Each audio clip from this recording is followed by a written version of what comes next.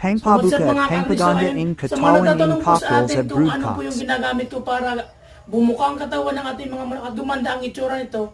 So ito po ang ginagawa ko. So una, syempre, gumagamit tayo ng El Toro na produkto ng Battlecock. Syempre sa Battlecock, lagi kinalawang.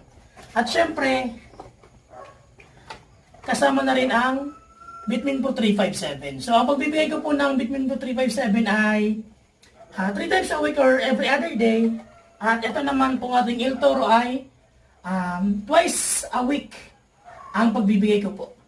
So, ayun po. At syempre, sa patuka naman po ang binibigay natin. So, ito po, ang hinahalo ko ngayon. So, ito po ay Integra 3000 Plus. At dinadagdagan ko po ito ng ating Hagibis Special Concentrate. So, ayun po. Ito kasi ay mayroong grains. At dinagdagan pa natin ng concentrate na pampabuka ng katawan ng ating manok. At syempre, ito po, dinadagdagan ko rin ng crack corn.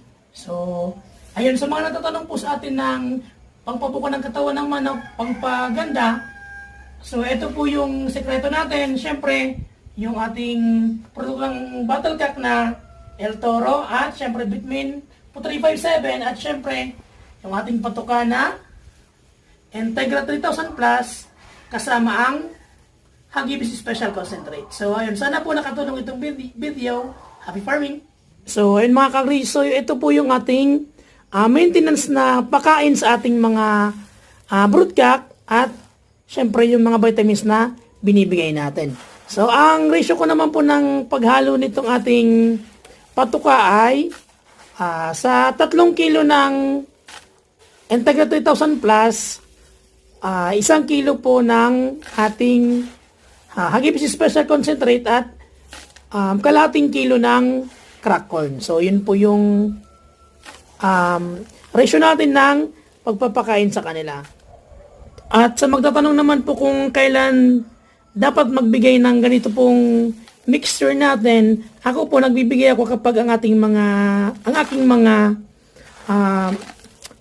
kakarels ay 4 months old na. So ayun, nagsisimulan na po ako magbigay ng mixture ng ating Integra 3000 Plus plus Hagibis Special Concentrate at ating crack corn. At syempre doon na din po ako nagsisimulang magbigay ng El Toro Muscle Enhancer sa ating mga kakarels at syempre ang ating Bitmin Pro 357.